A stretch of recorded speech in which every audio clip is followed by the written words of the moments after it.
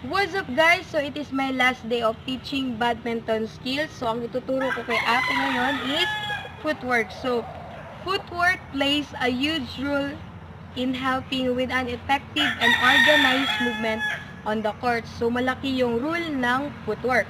So ngayon, ang ituturo ko sa iyo ate is footwork.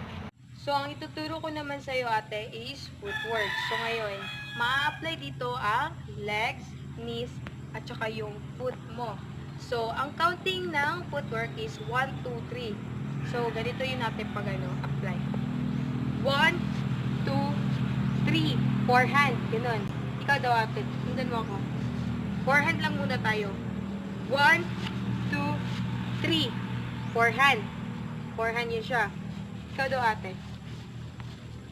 Medyo bend konti yung pag forehand mo dito. Sige. 1, 2, 3. Forehand yun. Tapos, dyan ka na. Forehand. Pag mabackhand ka na, atas mo yung isang pa. Yan. Tapos, count ka naman. 1, 2, 3. Backhand. 1, 2, 3. Backhand. So, ganyan ang forehand at saka backhand. So, ngayon, sabay tayo. 1, 2, 3. Forehand. Atras. 1, then 1, 2, 3. Backhand. So, ganun yun ang forehand at saka backhand. Pag dito, anong tawag? So, pag dito, backhand. So, ngayon, tuturuan ko siya ng footwork ng backhand at saka forehand with racket. So, ngayon, ate, i-apply mo yun yung footwork na tinuro ko kanina, tapos, racket lang yung na iba. Ganun. Sige. 1, 2, 3, go. 1, 2, 3, forehand. Atras. 1, then 1, 2, 3. Backhand. So, ngayon, ulit. Ulit pa tayo na isa. 1, 2, 3, go. 1, 2, 3. Forehand. Atras isa. 1, then 1, 2, 3. Backhand. So, yun. Ikaw muna ate daw. 1, 2, 3, go. 1, 2, 3. Forehand. Atras, then 1, then 1, 2, 3. Backhand. So, yun. So, tinignan ko yung lahat na video from first day to up to third day. Marirate ko yung first day na video na is 8 out of 10 kasi nakuha naman yung proper gripping.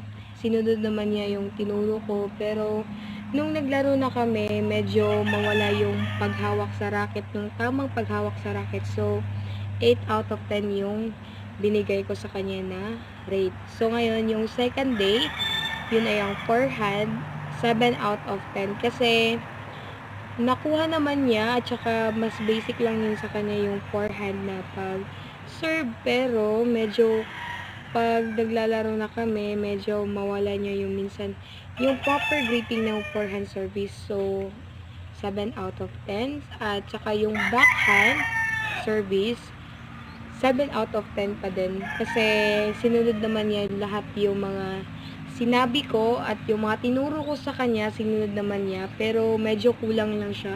Kulang na lang siya sa practice at makukuha na niya yung tamang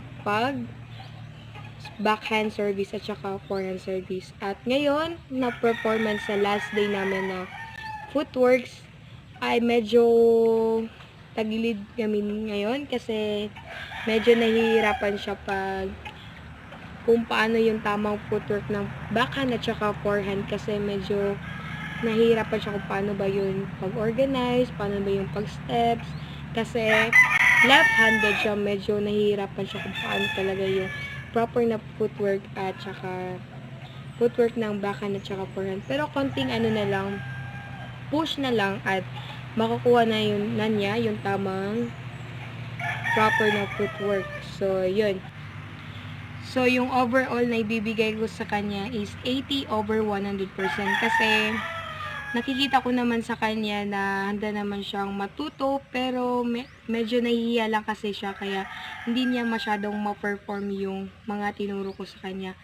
At yung i-improve na lang man namin is yung footwork talaga niya kasi medyo tagilid kami noon kasi nahihirapan siya kung paano i-organize yung step niya at saka yung pag-backhand at saka forehand medyo nahihirapan siya kasi left-handed kasi siya. Hindi mahihirapan ako pagturo sa kanya kasi hindi kami same ng kasi left-handed kasi siya. Pero konting push na lang at makukuha na niya yung tamang footwork, backhand service, forehand service, at saka yung proper gripping ng badminton racket. So, yun.